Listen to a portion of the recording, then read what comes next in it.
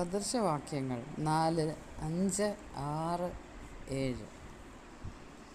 ജ്ഞാനം സമ്പാദിക്കുക, വിവേകം നേടുക മറക്കരുത്.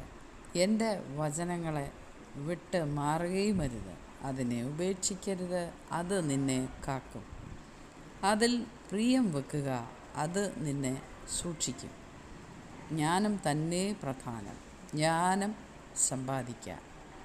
നിന്റെ സകല സമ്പാദ്യത്താലും വിവേകം നേടുക.